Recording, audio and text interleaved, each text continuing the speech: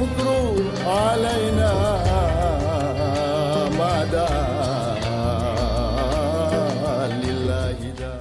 Assalamualaikum warahmatullahi wabarakatuh. Shadaqallahul azim. Mudah-mudahan apa yang menjadi komunikasi kita ini dirasuki oleh kebenaran Allah yang mutlak dan diperkecil jumlah relativitas dari kebenaran kalimat-kalimat kita. Amin ya rabbal alamin. Ulama itu jamak atau plural dari alim. Alim itu orang yang mengerti sesuatu.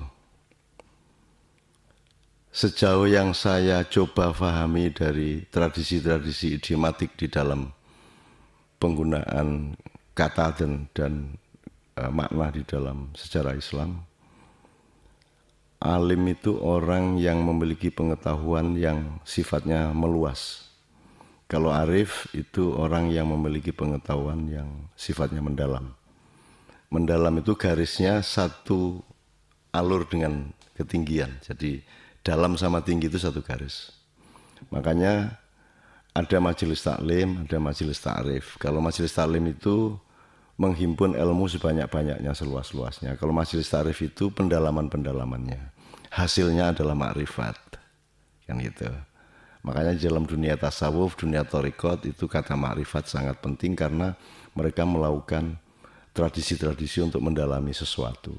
Dan yang terdalam dari semua ilmu itu adalah tauhid. Yang terdalam dari semua makrifat itu adalah liqa ilallah, pertemuan dengan Allah.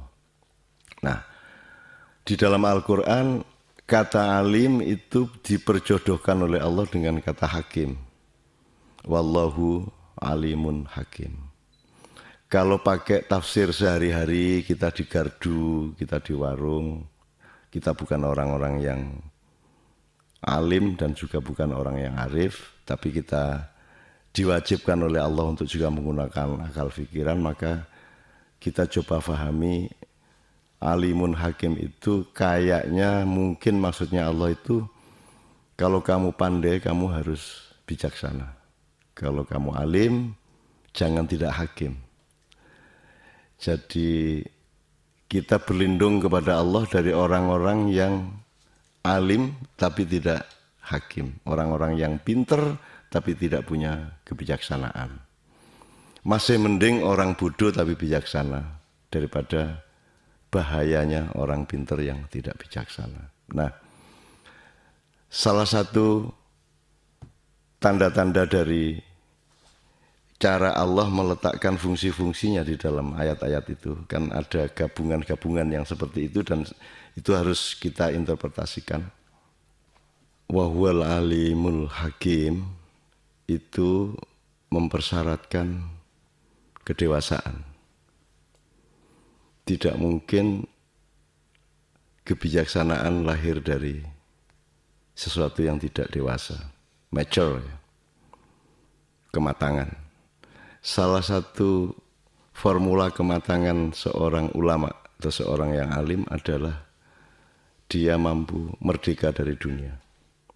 Dia tidak anti materi, salah kalau anti materi, tapi dia mengendalikan materi. Dia menata materi, dia mengatur materi. Jadi tidak anti dunia, tetapi mengelola dunia. Dan itulah fungsi khalifah. Jadi dunia, materi, benda, kekuasaan atau apapun saja itu dikelola, ditaklukkan oleh kedewasaan manusia. Nah, kedewasaan ini dalam teori psikologi kan bermacam-macam wilayahnya. Ada kedewasaan mental, kedewasaan spiritual, kedewasaan moral, kedewasaan intelektual, kedewasaan macam-macam. Tapi kalau kita kaitkan dengan fatwa, saya itu terus-menerus tanya kepada para ulama epistemologi fatwa itu. Yang kita kenali selama ini adalah tradisi-tradisi di mana ulama atau syekh atau maula-maula berfatwa kepada masyarakat atau kepada negara. Kalau kita pakai struktur negara, fatwa itu ibarat suara dari langit yang ditransformasi oleh para alim dan hakim tadi, yang tidak bersifat hukum, tapi dia dijadikan pertimbangan oleh para eksekutif, juga oleh masyarakat untuk mengambil keputusan-keputusan. Nah, ada kata lain yang namanya fata. Fata itu pemuda. Pemuda itu bukan anak-anak.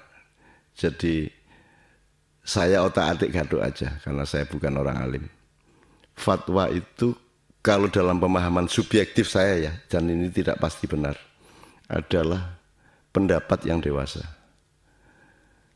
Fatwa adalah pendapat yang dewasa. Pendapat yang dewasa bagi konteks ulama atau alim hakim tadi itu adalah